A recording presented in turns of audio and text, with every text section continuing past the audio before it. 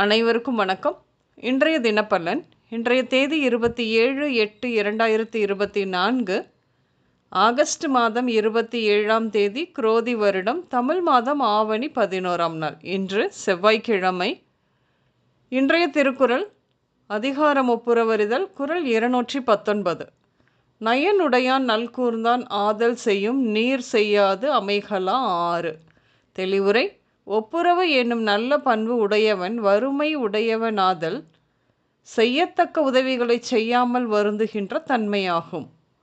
இன்று பிறந்த நாள் மற்றும் திருமண நாள் காணும் அனைவருக்கும் இனிய பிறந்த நாள் மற்றும் திருமண நாள் நல்வாழ்த்துக்கள். இன்றைய தினப்பலன் பார்ப்போம். இன்று சுற்றுலா செல்லும் வாய்ப்பு கிடைக்கும்.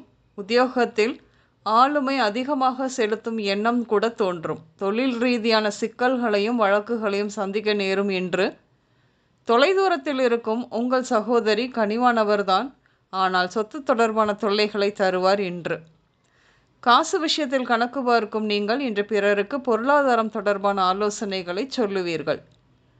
சுற்றுலா செல்லும்போது நீர்நிலைகளுக்கு அருகில் கவனமாக இருக்க வேண்டும். சிலருக்கு தடைப்பட்ட கல்வி தொடரும் வாய்ப்பு உண்டு. என்று மகளின் காதல் வீட்டில் இன்னும் குழப்பத்தை கொடுத்து கொண்டுதான் இருக்கிறது. காதல் விவகாரத்தினால் அவமானம் ஏற்படக்கூடும். ஆனாலும் காதல் எண்ணம் அதிகமாகும். வேலை விஷயமாக வெளிநாடு செல்ல வேண்டிய கட்டாயம் உங்கள் அப்பாவிற்கு. திரும்பி வர 3 வருடங்கள் ஆகும். அதனால் உங்களையும் உங்கள் அம்மாவையும் பாட்டி வீட்டில் சொல்லி தங்க வைத்துவிட்டு இன்று அவர் வெளிநாடு செல்வார். அரசு வேலையில் இருக்கும் ஊழியர்களுக்கு பதவி உயர்வுடன் கூடிய இடமாறுதல் கிடைக்கும். என்று அதற்கு எந்தவித நிபந்தனையும் விதிக்காமல் ஒப்புதல் தந்தால் அது பிற்காலத்தில் நல்ல உயர்வுக்கு வழிவகுக்கும். கடன் மற்றும் கொடுக்கல் வாங்கல் பிரச்சனை தெரிகிறது, கவனம் வேண்டும். வழக்குகள் கூட உண்டாகும். அதிக வட்டிக்கு ஆசைப்பட்டு கையில் இருக்கும் பணத்தை சரியான அத்தாட்சி இல்லாமல் பணம் தருவது திரும்பி வருவதற்கான நேரமில்லை இது. அதுபோல நண்பர்கள் சொல்கிறார்களே என நம்பி கையில் உள்ள பணத்தை ஷேர் மார்க்கெட்டில் முதலீடு செய்வது உசிதமான காலமும் இல்லை இது. பெண்களை பொறுத்தவரையில் திருமண வாழ்க்கையில் மனதளவில் காயப்படுவீர்கள்.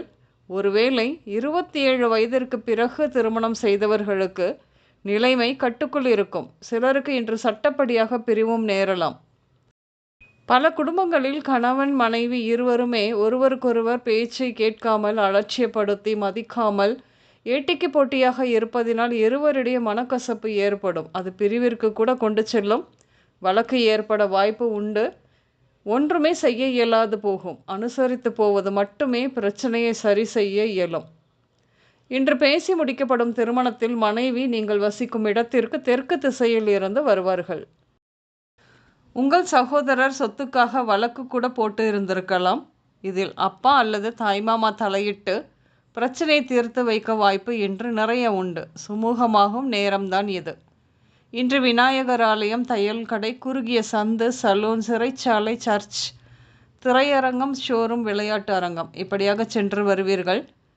இன்று உடல்நிலையை பொறுத்தவரையில் உணவு குழாய் தொடர்பான நோய்கள், நீரின் வழியாக ஆபத்து, தோல் நோய், மண்ணீரல், நுரையீரல் குறைபாடு, சோம்பல், கண் தொடர்பான ஒற்றை தலைவலி, பித்தநீர் குறைபாடுகள், விரல்களின் உபாதைகள், இடது காது பிரச்சனை, வாதம், நரம்பு தளர்ச்சி இப்படியாக நடக்க வாய்ப்பு உண்டு. இன்று தொழில் தொடர்பான நோய்களும் ஏற்படும்.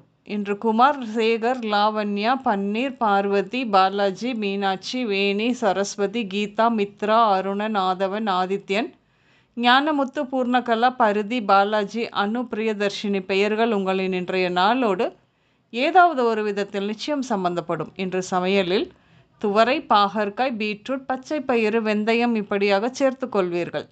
இன்று சிவப்பு, பச்சை, பிங்க் மற்றும் ப்ளூ நிறங்கள் மட்டுமே அதிகம் உபயோகம் இருக்கும்.